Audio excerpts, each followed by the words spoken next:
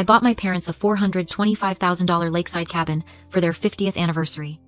When I got there, my mother was weeping, and my father looked shattered. My brother's family had claimed it. He strode toward my dad, gestured to the porch, and shouted, "This is our house now. Get out." My sister-in-law smirked until I stepped through the door, and the shouting stopped. My name is Sophia. I'm 38. The older child. The one who handles things. I'm a corporate lawyer. I live out of a meticulously organized closet and a briefcase full of pending acquisitions. I track my existence in 6-minute increments and deposition schedules. I don't sleep much. I run before the sun comes up. I save nearly everything I earn because I was raised on the sound of declined credit cards and the phrase, "maybe next paycheck." I was the kid who learned to read foreclosure notices before I could read chapter books. "It's going to be okay," I'd say, at 9 years old. While my dad stared at a shut-off warning, I learned the texture of adult fear and the logistics of crisis. I learned to be the solution. 3 weeks ago, my parents celebrated 50 years of marriage. I wanted them to have one. Un diablo win. A place where the air smelled like pine and water, where the floors were solid, and nothing reminded them of payday loans or pawnshop receipts. I found a small A-frame cabin tucked into the woods by a lake. A little rustic. Yes, but solid. A wide stone fireplace, a screened-in porch, and huge windows that framed the water like a painting. $425,000. I closed the deal in their names, arranged for the utilities, filled the pantry, and left a bottle of their favorite wine on the counter with a note, "For quiet evenings and loud card games. I love you." I told no one else, especially not my brother, Leo. On the day, I drove up with a cheesecake and a thermos of good coffee. The lake was still as glass, the sky that brilliant, almost aggressive blue, and I felt a dangerous amount of joy. I pulled into the gravel driveway and saw a minivan I knew all too well parked by the steps. That wasn't possible. The front door was propped open. The screen door was unlatched. I walked inside. My mother stood in the kitchen, twisting a tea towel in her hands as if she were trying to wring the truth out of it. Her face was blotchy. My father was slumped in an armchair, looking smaller than I'd ever seen him, surrounded by duffel bags and scattered toys. A cartoon was screaming from a tablet in the corner. Then he appeared. My brother, Leo, wearing athletic shorts and a smug expression. He planted himself in front of our father, jabbed a thumb toward the porch, and shouted, "This is our house now. Get out," from the sofa. My sister-in-law, Chloe, added, "Don't be so dramatic. Dad, we're just moving in." The cardboard cheesecake box in my hands felt flimsy, pathetic. A part of my mind went cold and silent, the way it does right before a hostile takeover negotiation. I should give you the context before I explain how I dismantled their entire lives in the next hour. Leo is 3 years younger. In our family, he was the creative one, which became the one with potential, which became the one who was just having a bad run of luck. My parents did what they always did. They enabled. They excused. They absorbed the cost. I did what I always did. I paid for it. First, it was covering his rent just this once. Then it was funding a coding boot camp that he quit after 6 weeks. Then it was a down payment on a car for his family, just to get the kids to school. When his business idea, some app that was supposed to revolutionize dog walking, inevitably collapsed, it landed squarely on my Amex. I paid for my nephew's braces. I paid to get their car out of impound. I co-signed on an apartment lease after their 3rd eviction. My bank transfer history reads like a diary of his failures. Leo, groceries. Chloe, electric bill. Leo, interview suit. Each payment felt like a stopgap, a way to keep our family from splintering under the weight of his irresponsibility. I was wrong. My parents contributed in smaller, more heartbreaking ways. Mom would deliver bags of groceries and call it sharing a sale, she found. Dad would let Leo borrow tools that never came back, or try to teach him repairs that ended up costing me twice as much to have a professional fix. The family mantra never wavered. You know how your brother is. Not everyone is built like you. Sophia, you were born 40. While I was in law school, I lived on instant noodles and worked 3 jobs, sending money home from a library computer at 2 in the morning because their power was about to be cut off. At some point, I stopped being a sister and became a line of credit. When I found the cabin, I structured the purchase like a fortress. I put the deed into an irrevocable trust with my parents, Anna and David, as the sole lifetime beneficiaries. I created a separate account to pay the property taxes for the next 2 decades. I paid the homeowners association fees 5 years in advance. I changed all the locks. And when I held the new keys, they felt like the first real exhale of my adult life. I told Mom and Dad about it a week before their anniversary. We drove up together. Dad ran his hand over the wooden mantelpiece, as if it were a sacred object. Mom opened and closed the kitchen drawers. Just breathing. We sat on the porch and watched a family of ducks swim by. I said, "It's all yours. Forever." Dad's eyes welled up, and he couldn't speak. Mom just whispered, "It smells like safety." I stayed the first night on the couch to make sure the heat worked properly. It did. The next morning, I drove back to the city to finalize a 7-figure merger. The cabin and my parents were safe, but systems of dysfunction hate a vacuum. Leo called Mom on day 2. "Where are you? That picture you posted looks nice." Mom, "A terrible liar," said. "Oh, just visiting an old friend from work." By that evening, Chloe had used the metadata from a photo Mom posted on Facebook, a picture of a sunset over the lake, to pinpoint the exact address. They arrived the next morning with their 2 kids. A mountain of luggage. And an aura of entitlement so thick you could choke on it. Mom called me later. Her voice, a tiny thread. They just wanted to see it. "Honey, now they're saying they'll stay for the weekend. To help us settle in. Is that all right?" "Mom, it's not a hotel," I said, my stomach tightening. "We'll figure it out when you come up," she said, which was her code for, "Please come fix this." By Saturday morning, the invasion was complete. My father sent me a text. "Sophia, there is some confusion. Leo keeps talking about this being a family asset. Can you please call?" Then his phone went straight to voicemail. Then came the Instagram post from Chloe, a picture of her and Leo on the porch, holding coffee mugs. Captioned, "The new family getaway. So blessed to have a place for the kids to make memories." The comments poured in. "You deserve it, manifesting this." My jaw locked. I texted Dad on my way out of the city. "Don't sign a single thing. Don't agree to anything. I'm on my way." I spent the 3-hour drive rehearsing calm, constructive phrases. "We need to establish rules. This requires a conversation about boundaries." I was an idiot. I walked into a war zone. Leo's voice was already booming. "You two are getting older. The stairs are a hazard. It's too much upkeep. We're young. We can handle it. We'll manage the property for you." My mother tried to interject. "But Sophia gave this to us. She gave it to times you asterisk." Leo cut her off. "And you're giving it to times us asterisk. It's all in the family." Chloe, lounging on the couch as if she owned it, added with a sickly sweet smile, "Don't be difficult. Anna, we're already thinking about renting it out for the summer. It'll be a great income stream for all of us." Asterisk, renting it out. Asterisk, Leo waved a hand at the lake. "Prime season is coming up. We listed it this morning. We can make a killing." I looked at my father. His hands were shaking. That telltale tremor of rage he tries so hard to suppress. This was the man who worked 16-hour shifts at a factory so I could have debate club fees and Leo could have guitar lessons. He was being erased in his own home. My entire upbringing was based on the principle be useful, not disruptive. But my father's text was a distress call. And my brother's voice was the sound of a home invasion. I placed the cheesecake on the counter. A ridiculous symbol of peace in a room full of thieves. My voice, when it emerged, was devoid of heat. It was the voice I use in a boardroom. "Leo, who gave you permission to list this house?" He rolled his eyes. "Don't be like that. Soph. Family property is family property. We're all in this together." Chloe chimed in. Her voice, a sing-song taunt. "We're not times asking asterisk. Sophia, we're just letting you know the plan." My mother's face was a mask of pleading. "Sophia, please, can we just talk about this calmly?" Leo pointed at our father again. "He can talk about it from the guest room. Or better yet, from his old apartment." Chloe giggled. "Oh, babe, be nice." Dad knows we love him.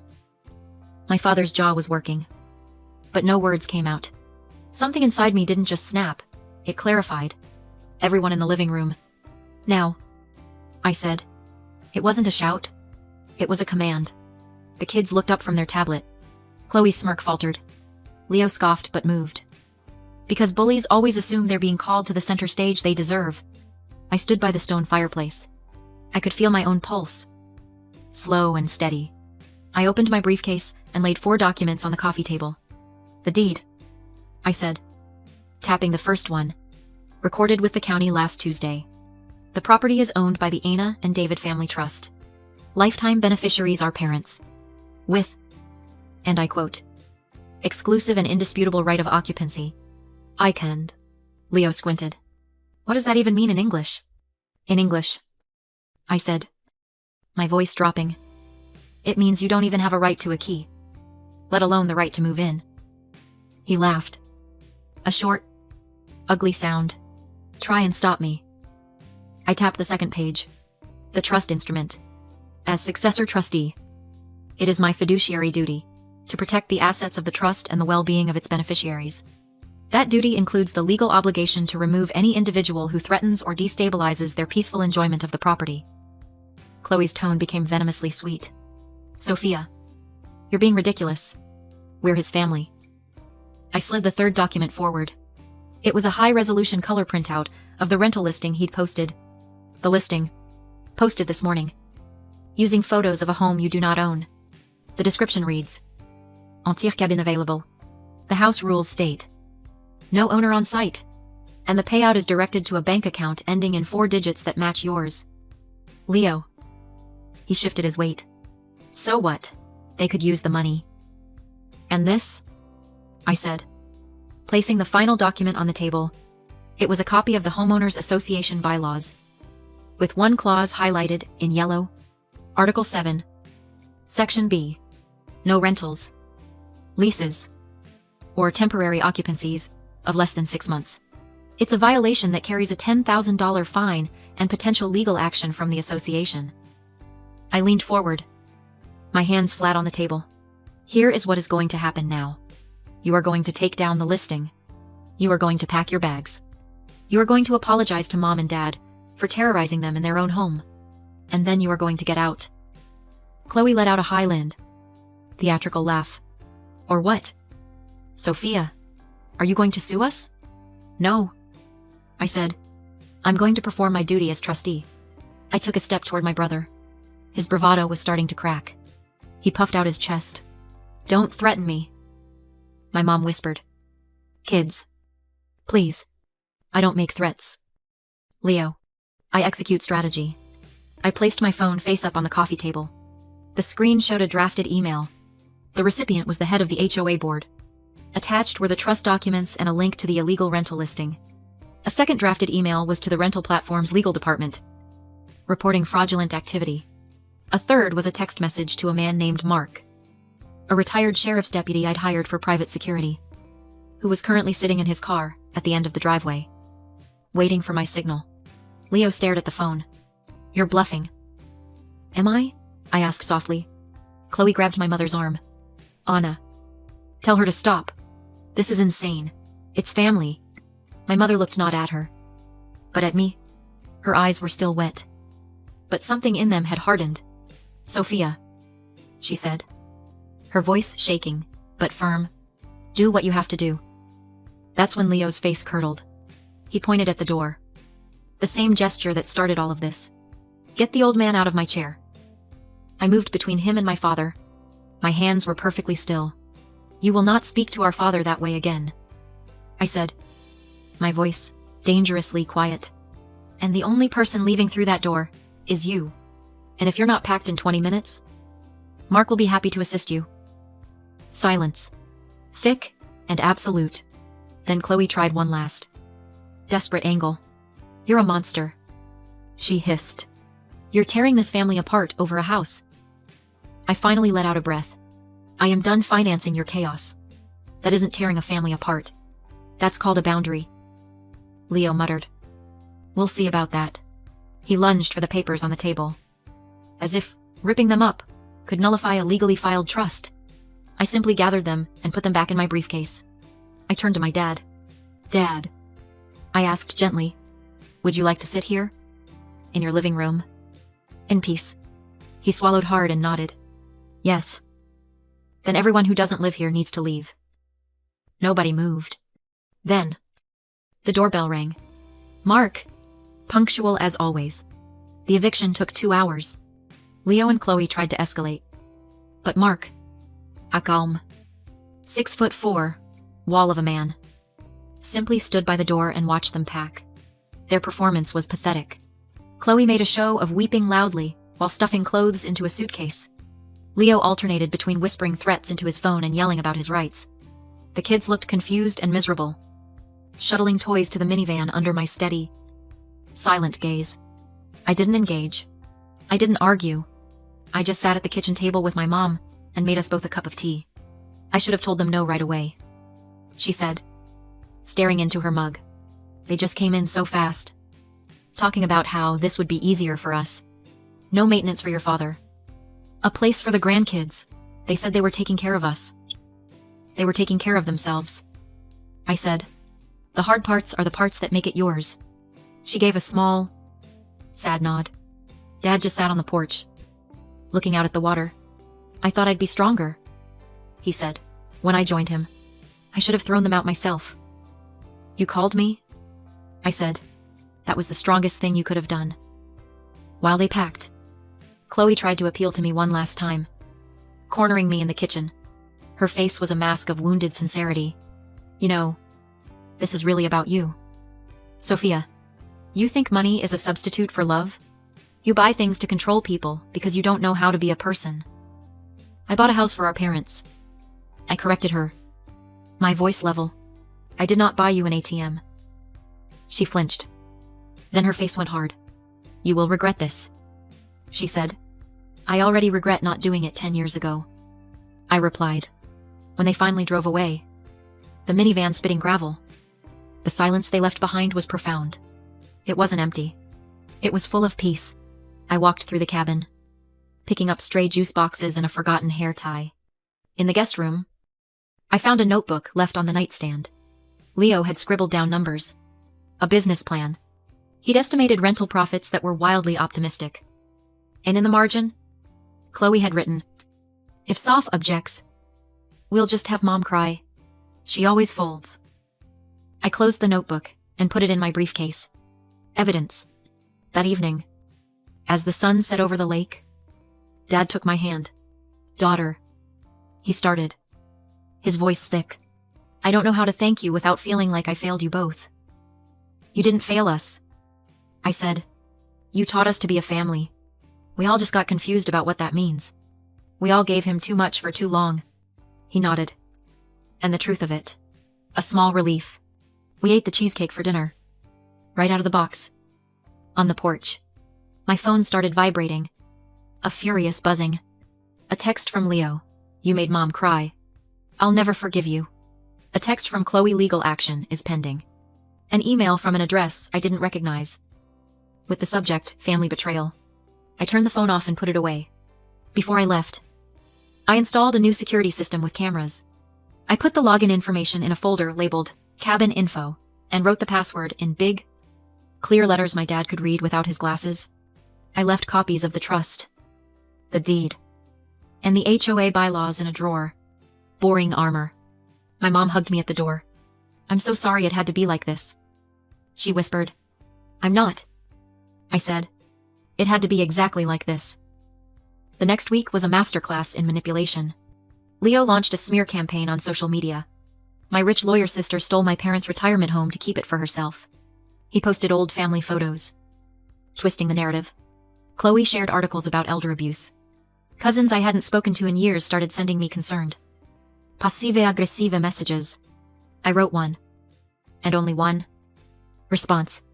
An email to Leo and Chloe, with our parents' financial advisor, Seaside. It was polite, professional, and glacial. It had 2 points. 1, all future communication regarding the property would go through my office. 2, they were formally notified that they were not to set foot on the property. and any attempt to do so would be considered trespassing. I set up a rule in my inbox to automatically route any email from them to a separate folder. I would not engage in a fight where the only goal was to exhaust me. 2 days later, the real escalation came. My father called. His voice panicked. "Sophia, they're here. They have some kind of paper. A lease. They said we signed it." I had anticipated this. "Dad, go inside. Lock the door. And don't speak to them. I'm handling it." I dialed Mark, who contacted the local sheriff's department to request a civil standby. Then I accessed the porch camera feed on my phone. There they were. Leo and Chloe, waving a piece of paper at the front door. Leo was shouting. I took a screenshot of the forged document. It was a pathetic attempt, with a signature that looked nothing like my father's. Then I sent them both a text message. It contained the screenshot of their fake lease and a link to the state law regarding felony forgery. I added one sentence. "The sheriff is on his way. I suggest you leave before he arrives." Their car was gone in under 90 seconds. They hadn't just tried to manipulate. They had tried to commit a crime. They had miscalculated. They thought they were in a family argument. I was in a legal battle. And I never lose. The messages stopped. The social media posts vanished. They had finally crossed a line that even they understood was indefensible. 2 weeks later, I drove up to the cabin on a Saturday morning. No emergency. Just a visit. I fixed a loose railing on the porch. I helped my dad hang a bird feeder. Mom made pancakes. And we ate them while talking about the ridiculously aggressive squirrels. No one mentioned my brother. His absence wasn't a hole, it was clean air. After breakfast, my mom put her hand on mine. "I'm going to call him," she said. My heart seized for a second. Not to make up, to tell him that what he did was wrong. And until he can apologize to your father, and to you, he is not welcome here. Dad cleared his throat. "I should have taught him that. I taught you both to work hard. But I never taught him how to be told no. You taught me to be loyal," I said. "I'm just finally learning that loyalty to the family can't mean disloyalty to myself." Later, sitting alone on the porch, I realized the story Leo would tell. I bought my parents a house and it ruined our family. But that isn't what happened. I bought my parents a sanctuary. And then I defended its borders. I had spent a lifetime mistaking financial support for love. It wasn't. It was just fuel for a fire that was always going to burn out of control. A boundary isn't a wall to keep people out. It's a line that tells them where the door is, and that they are not welcome to burn the house down. A month later, my nephew, who is 16 and mostly communicates in shrugs, I sent me a text. "Hey, the pictures of the cabin look cool. Grandma seems really happy." I typed back instantly. "You should come visit. Ask your grandma. No drama. Just pancakes." He sent back a single emoji, a thumbs up, a small piece of a bridge. Built on neutral ground. Last night, after closing a deal that had kept me in the office for 72 hours straight, I drove to the lake instead of my apartment. I didn't go in. I just parked down the street and looked. The lights were on.